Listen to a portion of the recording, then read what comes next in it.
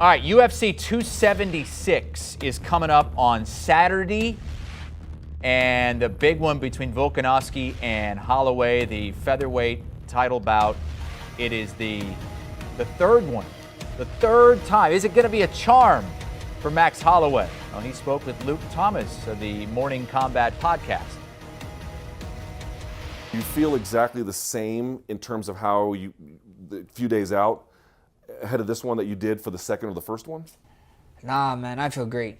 This is the best I ever felt. But mentally, you felt bad for those ones? No, I just feel greater than what I felt then. Then I felt great. I felt great the first time. I felt greater the second one. I guess I feel the greatest this one, you know. And I got 5 title wins. You know that. You know, to get my 6th title win here in the 9th Island against Alex, where the first one went down.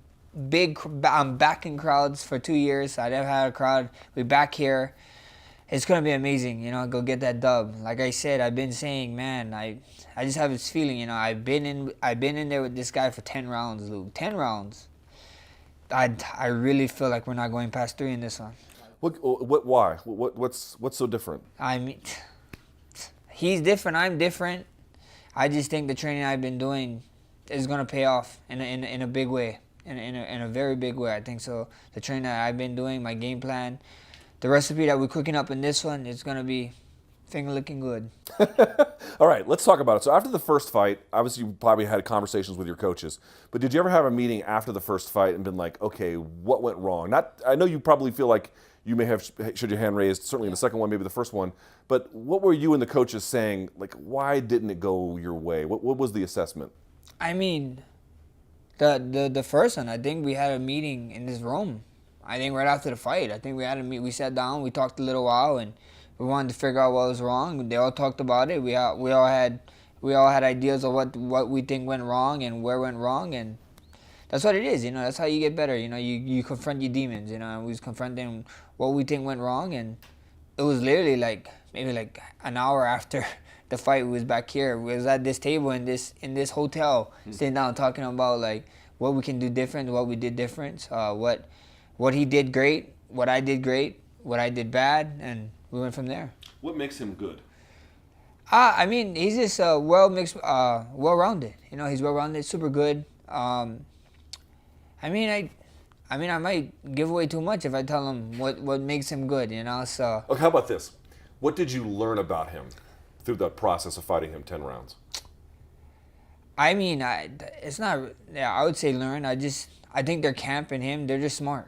They're super smart. You know, they played the system, especially the first fight, really good. You know, they played the system really good. So, you know, kudos to them, and we're here for a third time. You know, I mean, if the first 2 was so decisively, we wouldn't be here for a third. You know, Fair enough. All right, so let's talk about the second fight then, because you had the meeting after the first, you get the second fight, and it looked to me in the second fight, to my amateur eyes, but that is all that I have, that your stance changed. Yeah. You got more upright.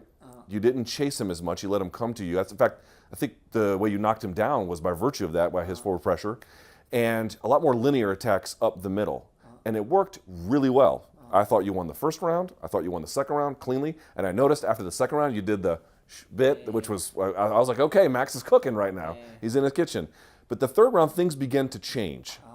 He was able to make adjustments in the middle of the fight. I know that you probably think that you won the fight. There is certainly a case for you, but in the end, the judges didn't agree. What happened from the third round on? I mean, like you said, I mean, when you fight the best, you get the best 2 guys in there, you know, the best 2 teams in there. It's not only us. We got eyes on the outside. I think he did adjustments, you know, and I guess so to the 3 guys sitting octagon side, those little adjustments got him the fight, you know. So it is what it is, you know. It is what it was, actually. I'm not gonna sit over here and cry about spilled milk, you know. There's 3 guys, 3 not guys or could be girls, whatever. 3 people sitting ringside that decision count the most, and they went the other way. So you know, why get mad? You know, we cleaned it up. We cleaned the mess up. We went on, and I knew we was gonna find our way back somehow to the title. You know, if I had to fight 2 times, 3 times, 4 times, whatever it was, we're gonna be right back here. And you know, 2 years later, you know, or a year and a half actually, we're here, and ready to go. Candidly, when the fight went to the decision in the second one, what was your level of confidence that you had won? I was like, I thought I won, you know, like if you. Did you think he had won any rounds?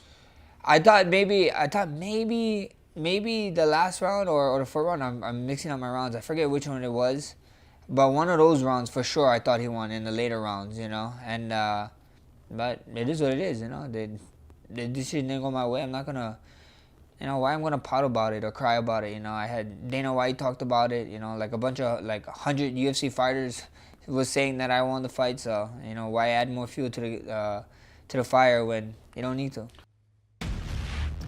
That full conversation can be heard on the very latest Morning Combat podcast with Luke Thomas and Brian Campbell. Check it out. Download and follow. You guys are always on it. Do you want a sports network that delivers everything that matters about the game? The highlights, the picks, the instant analysis, no yelling, no fake debates, no politics. Hit the subscribe button and never miss a moment.